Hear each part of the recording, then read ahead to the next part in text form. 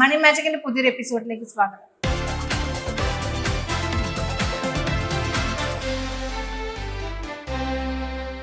നമ്മുടെ കൂടെ ഇന്നുള്ളത് Jack fruit 365 founder and CEO James Joseph ആണ്. അദ്ദേഹത്തിന്റെ വിശേഷങ്ങളിലേക്ക് പോകാം.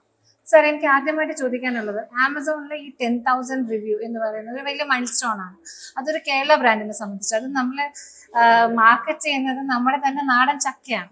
സാർ, എങ്ങനെയാണ് ഈ ഒരു ആശയത്തിലേക്ക് വന്നത്? എങ്ങനെയാണ് ഇത് ആമസോണിൽ ഇത്ര ഹിറ്റായി മാറിയത്? ഓക്കെ, ആദ്യമായിട്ട്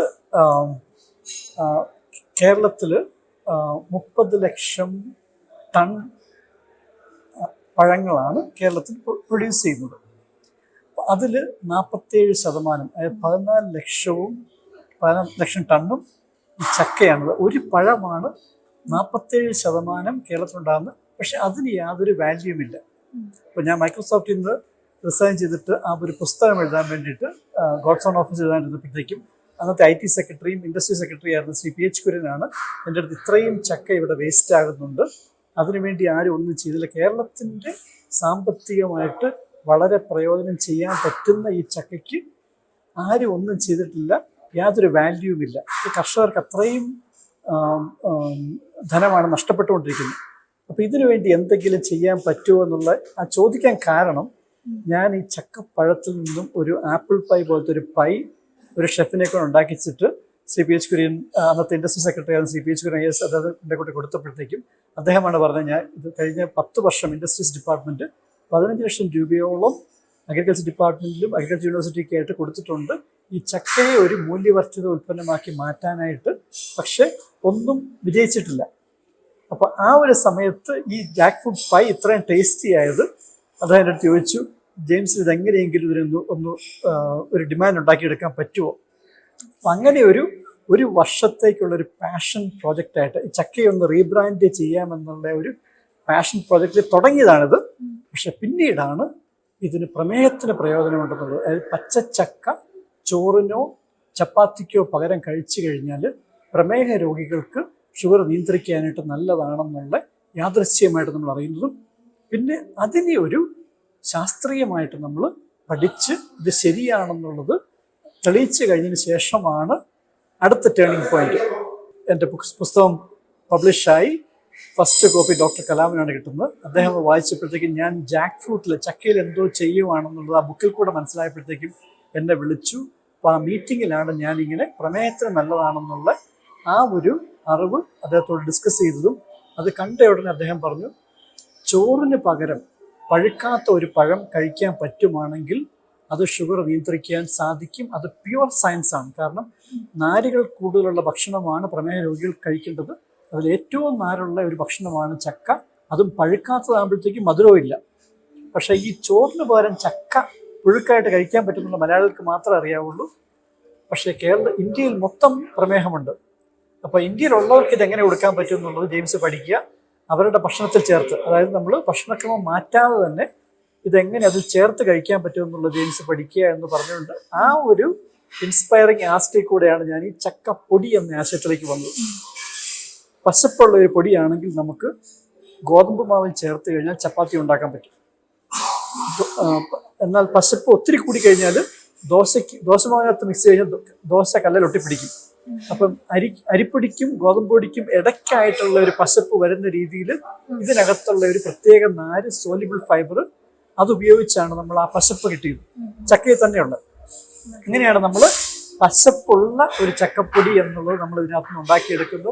അത് ചപ്പാത്തിയിൽ ചേർത്താലും ദോശയിൽ ചേർത്താലും ആരും അറിയില്ല. പുട്ടിനകത്താണെങ്കിൽ നമുക്ക് ആരും അറിയില്ല. അപ്പം ടേസ്റ്റിന് യാതൊരു വ്യത്യാസവും ഇല്ല. എന്നാൽ അരിയുടെയും ഗോതമ്പിൻ്റെയും അളവ് കുറയുകയും ചെയ്യുന്നു, വയർ നിറയുകയും ചെയ്യുന്നു.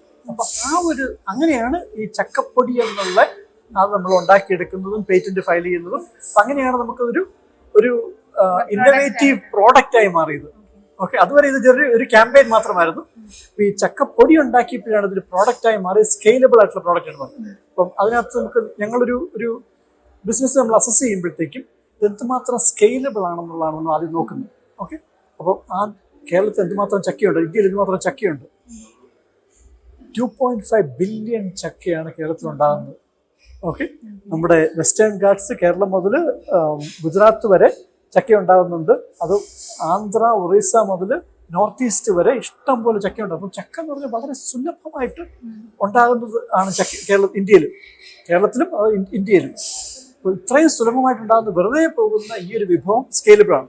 ഓക്കെ, ഇത് പൗഡർ ആക്കി കഴിഞ്ഞാൽ ആർക്കും കഴിക്കാം, ഇന്ത്യ മൊത്തം കഴിക്കാം. ഇപ്പോൾ ചപ്പാത്തിക്കകത്തും ദോശയ്ക്കകത്തും ഇഡ്ഡലിക്കകത്തും ഇന്ത്യ മൊത്തം അതായത് നമ്മൾ ഈ ഉപ്പിനകത്ത് അയഡിൻ ചേർത്ത് ഇന്ത്യയിൽ എല്ലാവർക്കും അയഡിൻ എത്തിച്ചു കൊടുത്ത പോലെ നമുക്ക് ഗോതമ്പ് പൊടിക്കകത്ത് നമുക്ക് ഈ ചക്കപ്പൊടി ചേർക്കുവാണെങ്കിൽ ഇന്ത്യയിൽ എല്ലാവർക്കും കിട്ടും. അപ്പം ഇന്ത്യയിലാണെങ്കിൽ ഇപ്പം 10-ൽ ഒരാൾക്ക് ഡയബറ്റീസ് ഉണ്ട്. കേരളത്തിലാണെങ്കിൽ 4-ൽ ഒരാൾക്ക് 25% ഡയബറ്റീസ് ഉള്ളത്. അപ്പോൾ അങ്ങനെയാണ് നമ്മൾ ഡയബറ്റീസിലേക്ക് നമ്മൾ കോൺസെൻട്രേറ്റ് ചെയ്തത്. ഓക്കെ, പിന്നെ ഇത് ഇത് ഇത് ആൾക്കാരോട് പറയണമെന്നുണ്ടെങ്കിൽ ശാസ്ത്രീയമായ തെളിവ് വേണം. പിന്നെയാണ് ഞങ്ങളിത് മെഡിക്കൽ കോളേജുകളിൽ കൊടുത്ത് ഇത് പ്രമേഹ രോഗികളിൽ പകുതി പേർക്ക് അരിപ്പൊടിയും ഗോതമ്പൊടിയും കൊണ്ടുള്ള ദോശ, ഇഡ്ഡലിയും ചപ്പാത്തിയും, പകുതി പേർക്ക് ഇതിനകത്ത് ചക്കപ്പൊടി ചേർത്തുള്ള, അങ്ങനെ 3 മാസം നമ്മൾ കൊടുത്തതിന് ശേഷം ഈ ചക്കപ്പൊടി ചേർത്തവരുടെ ഷുഗറിൻ്റെ അളവ് താഴുകയും HbA1c താഴുകയും അരിപ്പൊടിയും ഗോതമ്പൊടിയും കഴിച്ചവരുടെ ഷുഗറിൻ്റെ അളവ് കൂടുകയും ചെയ്തു. അതാണ് കൃത്യമായ വ്യത്യാസം നമുക്കറിയാൻ പറ്റി. അത് പിന്നെ നമ്മൾ അമേരിക്കൻ ഡയബറ്റീസ് അസോസിയേഷനിൽ പ്രസൻറ്റ് ചെയ്തപ്പോഴാണ് ഇതിന് അംഗീകാരം കിട്ടിയത്. പിന്നെ അത് പിയർ റിവ്യൂ ചെയ്ത് നമ്മൾ നേച്ചർ ജേണലിൽ പബ്ലിഷ് ചെയ്തു. അപ്പോൾ പേറ്റന്റ് കിട്ടി, അമേരിക്കൻ ഡയബറ്റീസ് അസോസിയേഷനിൽ അംഗീകാരം കിട്ടിയപ്പോഴത്തേക്കും ഉടനെ ഞങ്ങൾക്ക് നാഷണൽ സ്റ്റാർട്ടപ്പ് അവാർഡ് കിട്ടി. ഓക്കെ, 2020 നാഷണൽ സ്റ്റാർട്ടപ്പ് അവാർഡ് കിട്ടി. ആ അവാർഡിൻ്റെ ഭാഗമായിട്ട് എനിക്കിത് പ്രൈം മിനിസ്റ്ററോട് പ്രസൻറ്റ് ചെയ്യാൻ സാധിച്ചു. ആ വീഡിയോ ആണ് ഇന്ത്യയിൽ മൊത്തം വൈറലായിപ്പോയി. അങ്ങനെയാണ് ഞങ്ങൾ ആമസോണിൽ ഹിറ്റായതും 10,000 റിവ്യൂസും 5000 പിൻകോഡിൽ ഒരു കസ്റ്റമർ ഞങ്ങൾക്കുണ്ട്. ഓക്കെ, അപ്പോൾ 7 ലക്ഷം കസ്റ്റമർ ക്രോസ് ചെയ്ത് കഴിഞ്ഞു ഇപ്പം ഓൾറെഡി. ഓക്കെ, അപ്പം അങ്ങനെയാണ് ഇത് ആമസോണിൽ ഹിറ്റായത്. സാർ ഇപ്പൊ സാറ് പറഞ്ഞ പോലെ ചക്ക ഒരു ഇത്രയും അബണ്ടന്റ് ആയിട്ടുള്ള റിസോഴ്സ് ആണ്. അപ്പൊ ഇതിന് നമുക്കത് വളരെ സുലഭമാണ് എന്ന് മാത്രമല്ല, കേരളത്തിലാണെങ്കിലും ഇന്ത്യയിലെ മറ്റു സ്ഥലങ്ങളിലാണെങ്കിലും ചക്ക ഇത്ര പ്രൈസ് ആയിട്ടുള്ള സാധനമല്ല. അപ്പൊ ഇങ്ങനെ വരുന്ന സമയത്ത് സാറ് പറഞ്ഞ സ്കെയിലും വളരെ വലിയ സ്കെയിലും നമുക്കിത് ഒരു ചെയ്യാവുന്നതാണ്. ഇതിന്റെ എന്തായിരുന്നു സാറ് കാണുന്ന ഒരു എക്കണോമിക് ഗ്രോത്ത് എന്താണ്? ഓക്കെ, അപ്പം നമ്മൾ കാണിച്ച ഒരു പൈലറ്റാണ്. അതായത് നമ്മൾ 5000 പിൻകോഡുകളിലുള്ള ആമസോണിൽ ഇത് അറിഞ്ഞു കേട്ട് മേടിക്കുന്നവർക്ക് നമ്മൾ സപ്ലൈ ചെയ്യണം. അപ്പം അതായത് 7 ലക്ഷം പേര് ആമസോണിലുണ്ട് ഇത് മേടിക്കാനായിട്ട്. ഓക്കെ, അത് നമ്മൾ കാണിച്ചു തന്നു. അതായത് കൺസ്യൂമേഴ്സിന് ഇപ്പം നമ്മളിപ്പം 2020 പഠനം പൂർത്തിയാകുന്നത്. 2020 മുതൽ 25 ഇപ്പം 5 വർഷമായി ഇത് ഇത്രയും ആൾക്കാർ കഴിക്കുന്നു. 90% 90% സാറ്റിസ്ഫാക്ഷൻ ആണ് നമുക്ക് കിട്ടുന്നത്. ഈ പൊടിക്ക് ഒരു ടേസ്റ്റ് ഇല്ല, ഭക്ഷണത്തിന് യാതൊരു വ്യത്യാസം അറിയുന്നില്ല. അപ്പം ഇത് കഴിക്കുന്ന ഒരൊറ്റ കാരണം മാത്രമേ ഉള്ളൂ, ഷുഗർ നിയന്ത്രിക്കാൻ. അപ്പോൾ ഈ ഇത്ര 7 ലക്ഷം പേര് കഴിച്ചിട്ട് 90% സാറ്റിസ്ഫാക്ഷൻ കിട്ടാന്ന് പറഞ്ഞാൽ ഇത് വർക്ക് ചെയ്യുന്നുണ്ട്. ഓക്കെ, അതുകൊണ്ടാണ് ഇത്രയും നമുക്ക് കസ്റ്റമർ സാറ്റിസ്ഫാക്ഷൻ കിട്ടുന്നത്. ഇത് ഞങ്ങൾ ഈ വർഷം ശ്രമിച്ചതെന്ന് പറഞ്ഞാൽ ഇതിൻ്റെ ഇമ്പാക്റ്റ് എന്താണെന്ന് അറിയാൻ വേണ്ടിയിട്ട് ഞങ്ങൾ ഈ വർഷം ഒരു പഞ്ചായത്തിൽ കോൺസെൻട്രേറ്റ് ചെയ്തു നമ്മളത് എടുക്കാനായിട്ട്.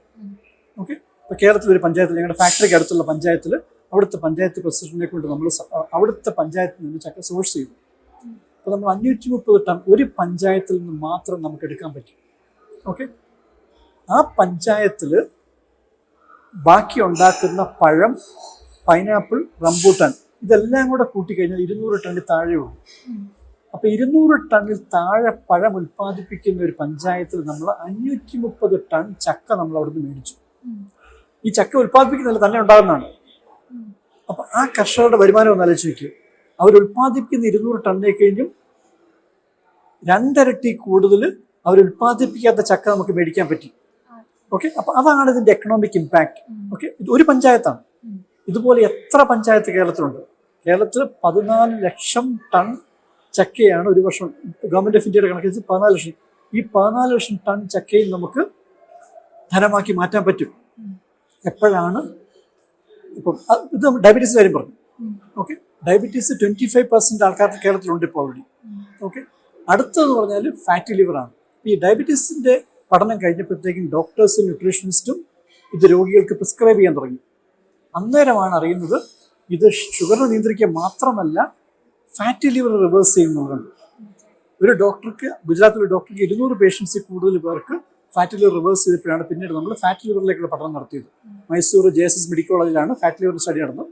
വ്യക്തമായിട്ട് മനസ്സിലായി ഇതിനകത്ത് ഈ പശപ്പിന് വേണ്ടി ചേർത്തിരുന്ന ഈ ചക്കയുടെ തന്നെ സോല്യൂബിൾ ഫൈബറായ പെക്റ്റിനാണ് ഈ ഫാറ്റി ലിവറിനെ റിവേഴ്സ് ചെയ്യുന്നത്. അപ്പം നമ്മൾ കഴിക്കുമ്പോഴത്തേക്കും അത് നമ്മുടെ നമ്മുടെ ഗട്ട് മൈക്രോബയോംസിന് ഇതൊരു ഭക്ഷണമായിട്ട് മാറിയിട്ട് അവിടെ നിന്നാണ് ഈ നമ്മുടെ വിസറൽ ഫാറ്റ് എന്ന് പറയുന്നത്, അതായത് നമ്മുടെ കാണാൻ പറ്റാത്ത ഫാറ്റ്. ഓക്കെ, അതാണ് ഇൻവിസിബിൾ ഫാറ്റ് എന്ന് പറയുന്നത്. അതാണ് ലിവറിലും നമ്മുടെ പാൻക്രിയാസിലും ഇൻഡസ്റ്റൈനകത്തൊക്കെ നിറഞ്ഞു നിൽക്കുന്ന ഈ ഫാറ്റ് കാണുമ്പോഴാണ് നമുക്ക് അസുഖങ്ങൾ വരുന്നത്. ഡയബറ്റീസ്, ഫാറ്റ് ലിവർ, ഇങ്ങനെയുള്ള ഓരോ അസുഖങ്ങൾ വരുന്നതിന് കാരണം അതാണ്. ആ ഫാറ്റിനെ കുറയ്ക്കാൻ സാധിക്കൂ എന്നുള്ളതാണ് ഈ ചക്കപ്പൊടിയുടെ പ്രത്യേകത. ഓക്കെ, അപ്പം ഫാറ്റ് ലിവർ എന്ന് പറയുമ്പോഴത്തേക്ക് ഇന്ത്യയിൽ 3-1 ഫാറ്റ് ലിവർ ഉണ്ട്. ഫാറ്റ് ലിവറാണ് ബാക്കി എല്ലാ അസുഖങ്ങളുടെ തുടക്കം. ഡയബറ്റീസിന് മുമ്പ് നമ്മുടെ ശരീരത്തിലെ ആദ്യം ഫാറ്റ് സ്റ്റോർ ചെയ്യുന്ന ഓർഗനാണ് ലിവർ.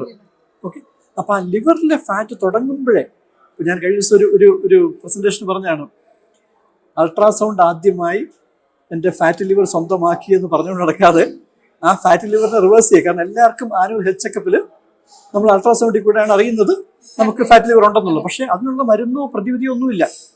അടുത്ത വർഷം ചെയ്യുമ്പോഴത്തേക്കും അതേ റിസൾട്ട് വീണ്ടും കിട്ടുന്നു.